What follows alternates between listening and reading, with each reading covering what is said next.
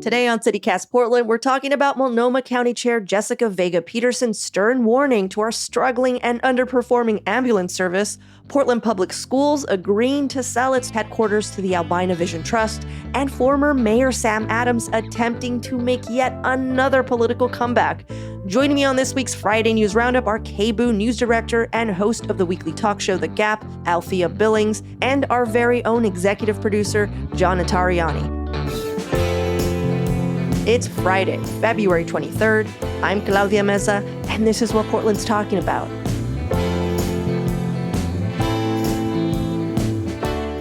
Welcome, everyone, to the Friday News Roundup. Althea, John, so nice to have you both here. Hey, how's it going? Hey, good morning. That was the correct response. If you're new to the show, today is the day we break down some of the biggest local stories of the week with some of the best and brightest journalists in town. But before we jump into the news, I like to ask all of our guests an opening question to get us started. And today, we actually got one submitted by a listener. Hey, Ooh. Cool. Mel Ortiz, thank you so much for reaching out, giving us your question. So are you guys ready? Yeah, let's do it. Yeah, hit me. What is your favorite karaoke spot in Portland? And what is your go-to song? Yeah, I feel like I am already deeply on the record with this, that my favorite karaoke spot is the Alibi. Mm-hmm. And I would be hard-pressed to hear an argument for why that isn't the best karaoke spot in Portland, hands down. I love the Alibi.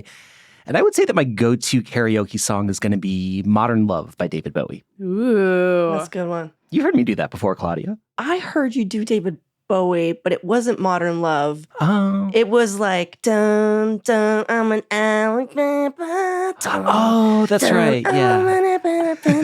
I was like, damn, you can go high. Keep going. No, keep going. You want me to keep going? I'm just like, yeah, I heard you do that and you were great. So I can only imagine that your Modern Love is amazing. Oh, what Nice. about you, Althea? I mean, the Alibi is a classic. I also sometimes enjoy when you go to a bar that's not advertised as a karaoke bar and they're just doing karaoke. Oh, yeah. There was one that I frequented in college that he just would Google YouTube, like karaoke, whatever song he wanted to do and put that up on the projector and run with it, which is an interesting way of doing it. I was at Chopsticks a couple months ago and there was a conga line through the full bar. Of like 20 people at midnight. And What was the song? it might have been like Kesha or Pitbull or something that doesn't have a lot of words, but it has a lot of music. And I think they made their way outside, like around the pool table and back. God, it was I love wild. it. And what was your go-to song? Karma Chameleon is my one. You Come and Go, famously. So Nice. What about you, Claudia? I'm kind of a shy guy. And so I actually do have a kind of argument against your spot, just because if you don't want everyone to look at you while you're singing, the voice box is the one to go to, because Right. you can, rent a little room. I know there's also Baby Kitten. You can do that, but I've never been. I hear it's awesome too. So voice box with their private rooms is a solid choice. I don't have a go-to per se, but I do enjoy singing All the Small Things by Blink-182 because it's friendly. I sing it unironically. I think it's a great song. And everyone could keep up, I feel like Blink-182 is one of those bands where everyone's like, oh, that band is so dumb. And then you play it and they're just like, like they're all like air guitaring with you and you're just like, yeah, I know. I actually ended up at a bar recently that was doing a live band karaoke, and someone did All the Small Things with a whole band behind them, and it was a banger. You can't help it. Like, you're just like, oh, duh, like everyone. And you got to do a little nasally thing, like, oh, duh, small things. I didn't even know I had that voice. I know. You're just like, how am I singing this right? I just wanted you to know that I also asked Julia Fiaioni, our producer, this question, and her answer is a real curveball, so I have to tell you what it is. Oh my gosh. Sorry, Julia. I love that she probably thought she said this to me in confidence. Her favorite spot is Baby Kitten, and her go-to song, you're never going to fucking guess this in a million years. Gosh, I am. Tell me. Eminem's 2002 hit Without Me. Oh, Can yeah. you imagine Julia rapping Eminem? It's a date, Julia. We're going. We're going to do it. Oh my God. She says it's a terrible secret talent of hers, being able to rap like Eminem songs. And his songs are hard. So rapping in general, I feel like everyone I was like, oh, I'm going to just rap. I can't sing, I'm going to rap. It's like, no, girl, breath control. And your mouth moves Right. so much. That's got to be precise. Yeah. All right. Well, thank you, Mel, for that opening question. And if you'd like to submit one, send it over to portland@citycast.fm. All right. On to the news of the week. Althea, what story caught your eye this week? Yeah, this week I was looking at this announcement from the Multnomah County Chair, Jessica Vega Pederson. Folks, she's got a 4-point plan to address how bad our ambulances are going in the county right now. The statistics are a little tough for AMR, American Medical Response, who does the ambulances. They're only getting to calls within 8 minutes about 60% of the time. And they've gotten about $2 million in fines from the county for being so slow that they haven't paid yet. So the Multnomah County Chair announced her plan this week, and it's 4 things that I can list for you. The first is to get into mediation with the ambulance company. They need to come up with a staffing plan. They don't have enough people to have enough ambulances out there to reach all the calls in time. And if they can't come up with a solution about staffing, then they're going to try to get the $2 million from them.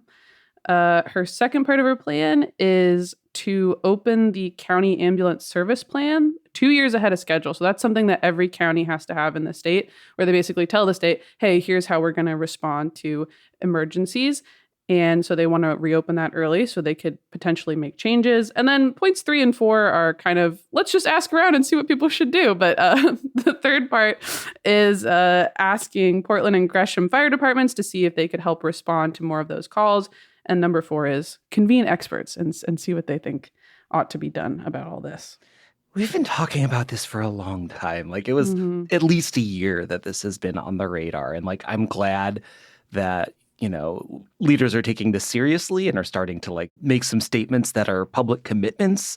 But at the same time, if part of this is going to involve roping in the fire department, the fire department's facing an $11 million budget deficit too. It's like the fire department doesn't have a bunch of spare ambulance parts sitting around that are ready to go into service. Yeah, I just don't understand how fining AMR is helping with the crisis. I don't understand the thinking behind it, because there is a very short supply of EMTs and drivers. There just is. So that's actually one of the big reasons why they're so slow, is they don't have enough people.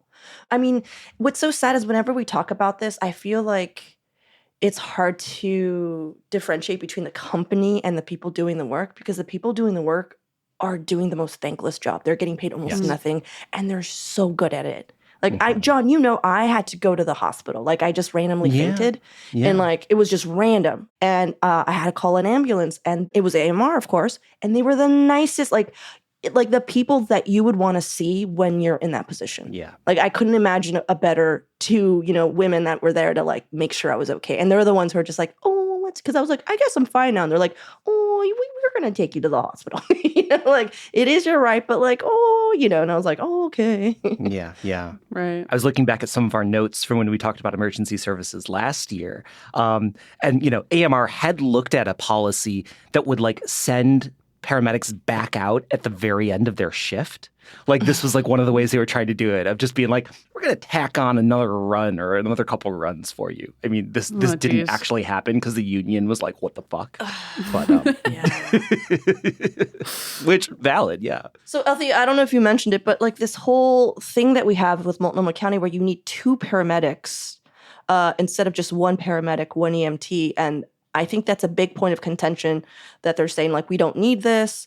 But the fire department quote, I feel kind of just was hey man, we're here if it's necessary, but this is everyday stuff. We can't go to every 911 call. That's not a thing. So let me just read this real quick, which is the status of transport ambulance in the city of Portland is critically insufficient, which that is the problem. Portland Fire and Rescue encourages Multnomah County EMS to pilot a 1 EMT and 1 paramedic staffing model in situations where AMR paramedics need more help. PFNR, would continue to respond code 3 with lights and sirens to assist. Basically, they're just we're here Our 2-person rescues are staffed with a paramedic and carry life-saving equipment to treat patients at any scene. We're here when it's needed.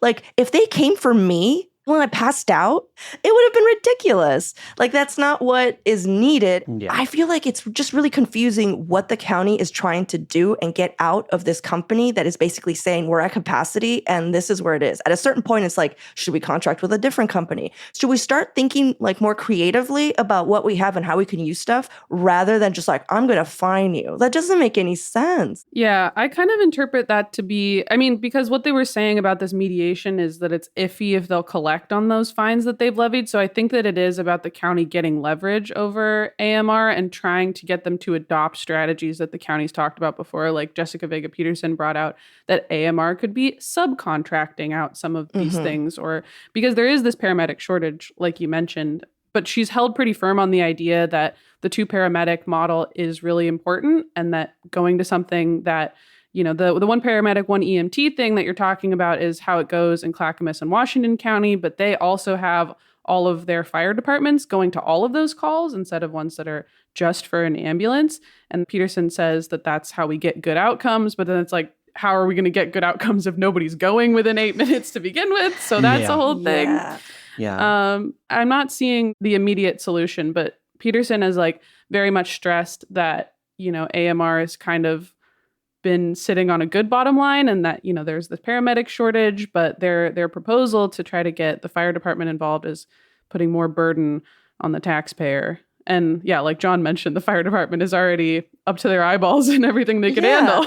So I was thinking about it. I'm like, okay, it's not just like AMR is this perfect company and we're the only city having trouble with them, right? Like AMR has been facing criticism in cities across the country. And there are a couple other cities that are looking into ditching AMR as a service provider as well. And in Rochester, New York, they had this big research project looking at 5 years of data on EMS response. And what the city came up with was like a bunch of different alternative plans instead of using AMR, but the one that seemed most feasible, they said, basically involved fleshing out the EMS response in the city itself, you know, of not having an outside contracted service doing this, but like doing it as the city of Rochester. Yes. So like that's one place. But again, like the fire department has a budget deficit. So like to bring this in as a city service, then that would become a city problem, you know, or a county problem, a regional problem. And I do wonder if there's something where it is convenient for politicians to be able to point the finger at the external company and say they need to fix themselves as opposed to it being a part of a service that regional leadership is responsible. Because as we know, there's enough things that regional leadership is failing at. Yeah, you make some good points. I've always been curious as to why we have these contractors and then it's always like, oh, these contractors are bad. But it doesn't seem like Pederson wants to negotiate with their very, I think, kind of practical asks. Because you know what? What's crazy is that when I called 911 and it wasn't 2 paramedics. It was 1 paramedic, 1 EMT. So I'm like, I'm sorry, I'm in Multnomah County, and I know for a fact it was 1 paramedic and one EMT is because when they put me into the, you know, when they take you in, they were like, where's the paramedic? And then the lady was like, oh, it's me. Do you know what I'm saying? So I'm like, well, I think it might already be happening is what I'm saying. I didn't know that. I mean, it was just first, I wouldn't have known it either had I not called. This was like the most direct reporting I've done. Right. Claudia, please don't do any more reporting like this. If you start doing original reporting on the Multnomah County jail system, I'll be like, you got to take a step back. I'm like, just get me in there.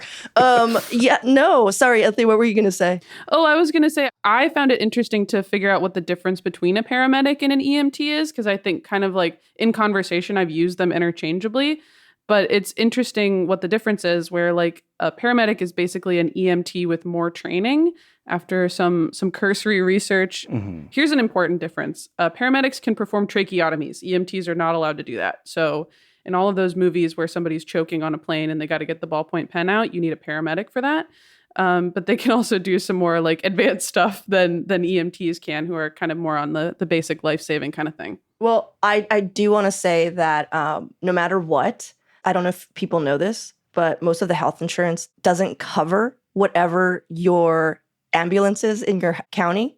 Did you guys know that? So our insurance could 100% cover ambulance rides. But they'll be like, AMR, oh, they're out of network. Sorry, you're going to have to pay. What? Yeah, because I happen to be. Sorry. The American healthcare system is a sham. Oh, God. I think the fifth point in Pederson's plan was never get sick. Yeah. Yeah, I know, exactly. Well, let's take a quick break here. And when we come back, more yelling and more headlines of the week.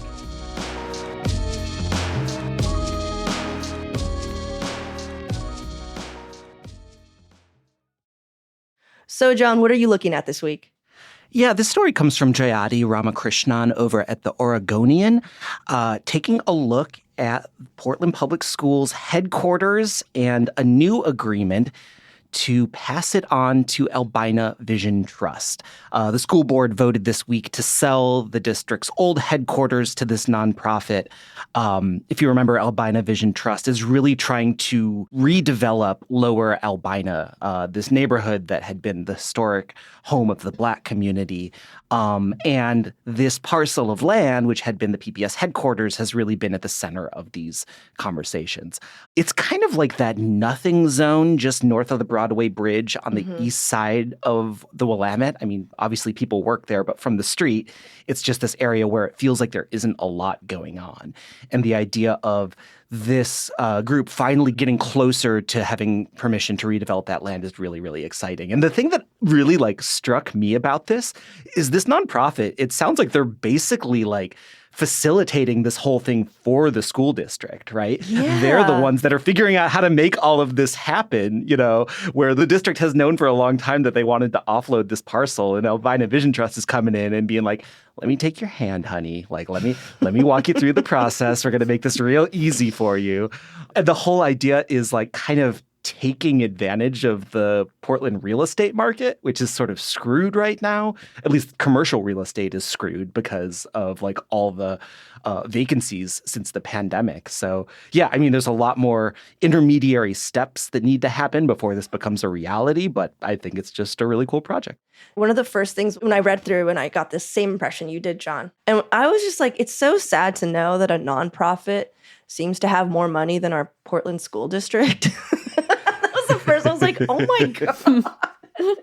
Or it's just better at shopping, Yeah, and just better at doing stuff. Yeah. Yeah.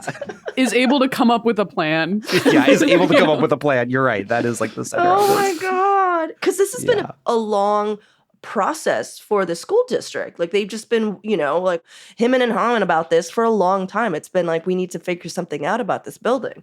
So it's just kind of funny that it was a nonprofit. And they're just and don't worry, we'll buy your new building. Yeah. We're going to negotiate that price. They're acting as real estate agents, kind of. They're we have this whole portfolio. We're going to take you on the walkthrough. Exactly. They did it. They worked with Eco Northwest to do a study and found 82 available suitable buildings that not every single one of those is going to be perfect, but potential sites where the district could move their HQ. Because, one of the articles I read says it's basically common knowledge that this building is just too big.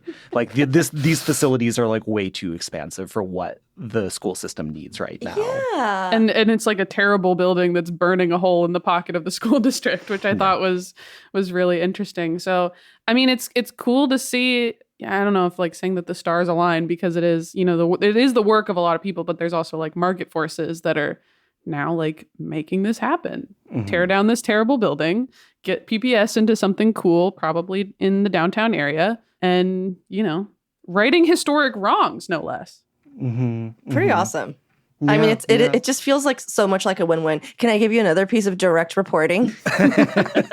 So I've actually been in that building that the school district is in, because I used to work very close by. And I forget, but we had a meeting there. We just kind of walked over, and that building is so empty. There are people there, but it is a ghost town in there. I was like, oh, is today a day off? They're like, nope. So I'm just saying it's a lot of building for not much going on. One thing I did think was interesting was in Jayati's article, she pointed out that an electrician with the district spoke at one of the meetings and kind of pointed out there's a lot of maintenance workers and people who do these sort of services that keep the school district humming that work out of this space. So even if the building isn't like actually at capacity, like we need to make super, super sure that these people have interim space ready to go because, you know, if like the electricians and plumber of PPS suddenly had no home for an extended period of time, I feel like I could totally imagine that oversight happening of just being like, sorry, we forgot to make a plumbing shop. That could be a really bad thing. I'm just excited to see what the Albina Vision Trust has planned for this space. That's the other part, like to see this project moving forward, this redevelopment of this neighborhood. I feel like it's something that we've been talking about for a couple years, but this could be the land acquisition that sort of gets things moving. Yeah. I don't know if you guys saw that quote. It like broke my heart a little. Sharon Gary Smith, a lifelong Portland resident and former president of the city's NAACP chapter. Because if you're listening to this and you're not understanding why it's so significant, is that whole area was a very historically Black neighborhood, and it was raised. It was absolutely raised for the legacy, health, manual, and the freeway. And so when you go to it now, it's so awkward. It's like that whole freeway underpass was a neighborhood. Yeah. So this woman basically was like, hey, this is the second time in the last 20 years I've entered this building because it's sitting on my parents' land. Yeah. And it was just like, oh. Yeah. And like literally, like in another Oregonian article, she talks about how like her family was there in like the late 50s, early 60s, and they thought about fighting this development project, but eventually decided that they just couldn't, you know? So they were forced out of their home. And like, yeah, I mean, this is still really recent history. There's a lot of people that are still living with the pain and dislocation. Like this isn't something that happened.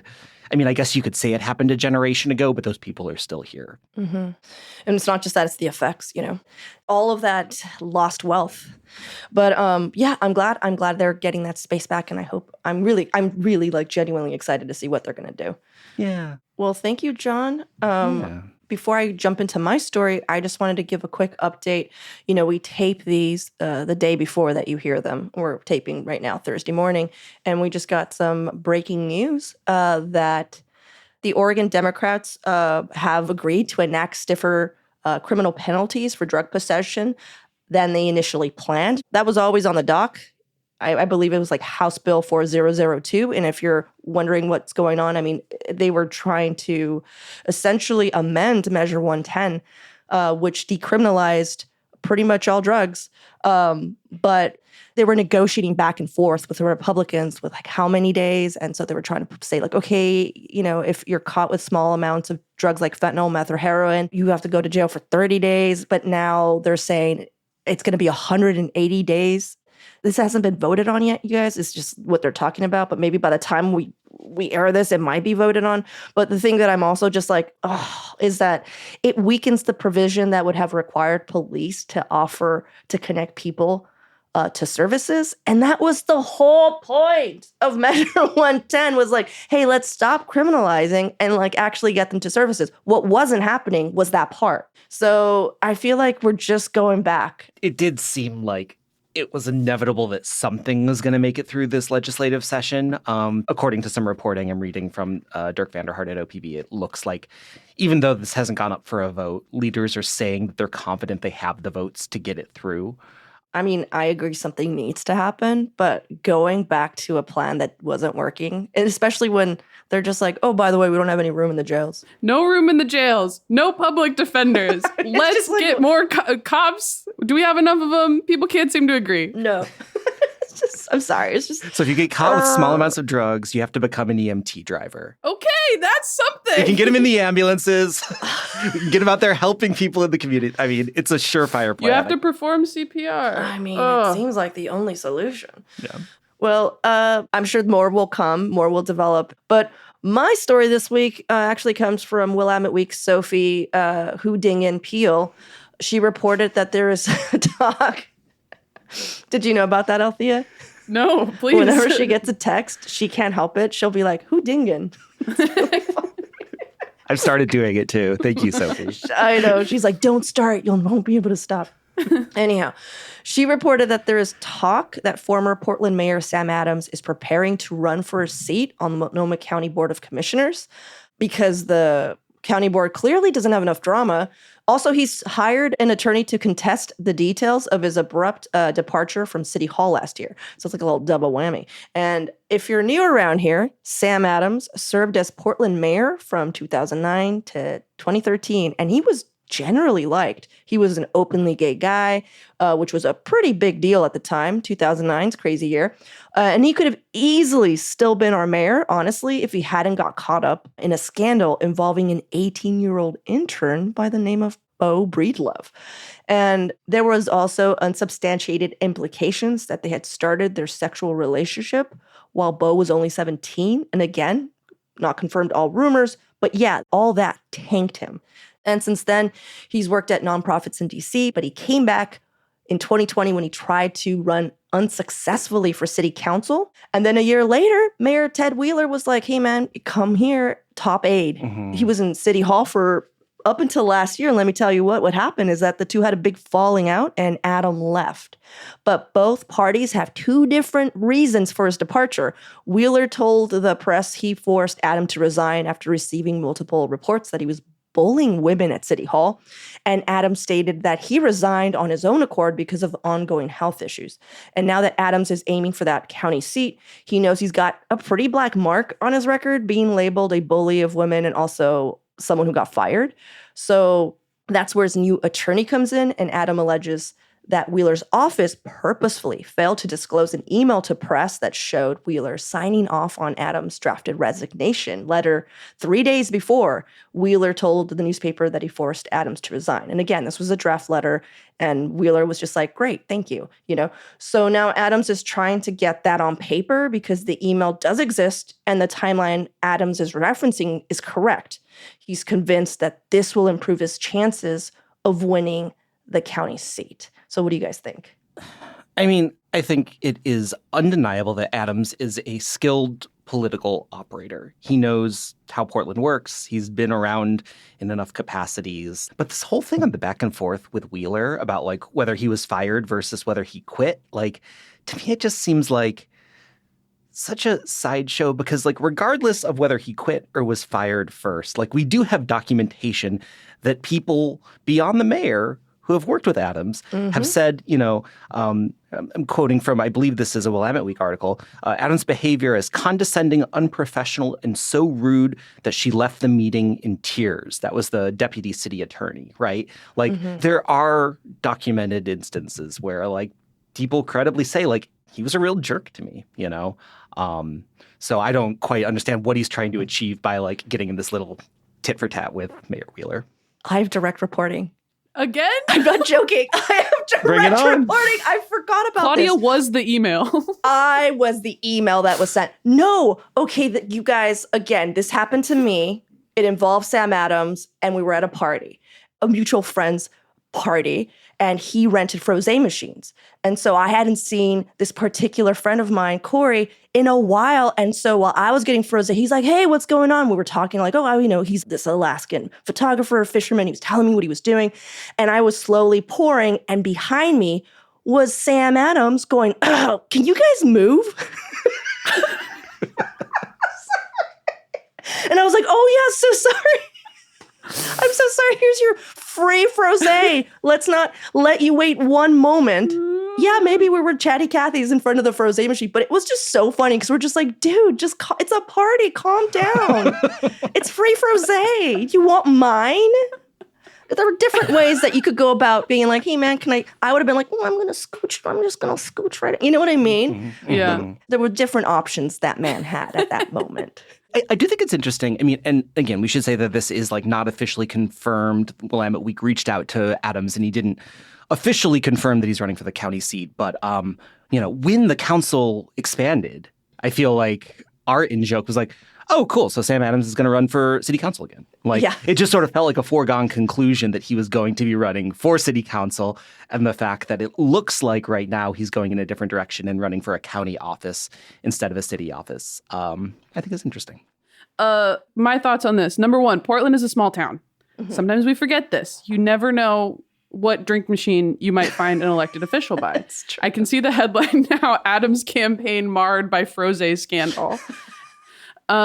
I am kind of surprised. I mean, surprised and not surprised that Sam Adams is coming back. I think he has a certain amount of fans, but he's also been around Portland for a long time. Even before he was mayor, he worked pretty high up in Mayor Vera Katz's office as well. And, we're a city with a lot of long-standing problems, and he's been around for a lot of those problems. And I think, even if you don't care too much about the scandals, he's got his fingerprints all over a bunch of controversial city policies, including those mass homeless encampments, I feel like is worth mentioning as well. Yes. Okay, so here's a curveball. In this same article, it was revealed that Willamette Week did obtain Adams' resignation email in early February 2023, but it was in response to like a subsequent records request.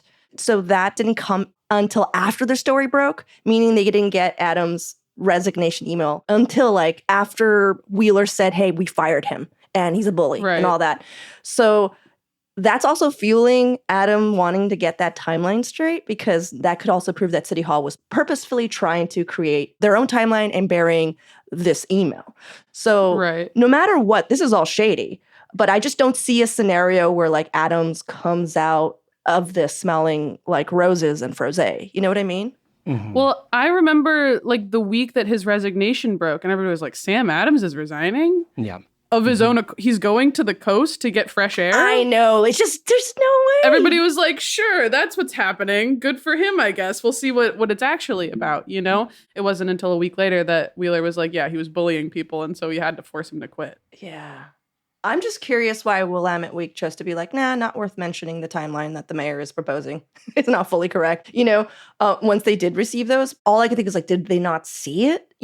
Or were they just like, it's a draft. And also like, this doesn't negate the fact that there is actual documentation, as John mentioned, that he was being investigated, that there were actual cases of people being like, we can't work with him, Right. I mean, I think in terms of scope of like what is the most important thing for readers to walk away with, I feel like it's that, hey, there's all these allegations of him bullying people. And I think it could also be the case that, regardless of when the mayor asked for his resignation, he may have seen what was coming and wanted to be the one to get out there first and say, no, I resign. Mm-hmm. Yeah.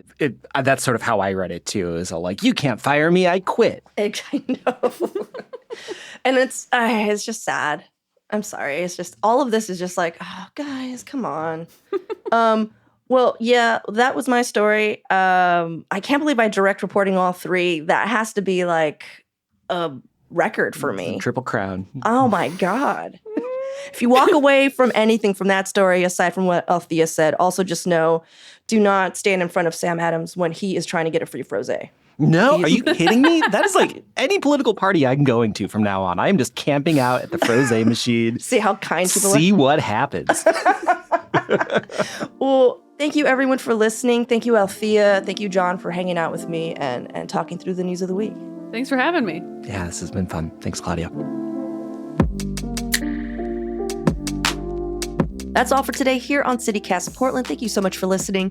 Our executive producer is John Notarianni. Our producers this week were Julia Fiaioni, Natalie Rivera, A.K. Almuman, and Dylan Brogan. Our newsletter editors were Rachel Monahan and Andrea Salenzi. And our host is me, Claudia Meza. Original music by Jenny Conley and Steven Drizos. Additional music by Epidemic Sound and All the Kimonos. We'll be back Monday morning with more from around the city. Until then, see you at Slim's.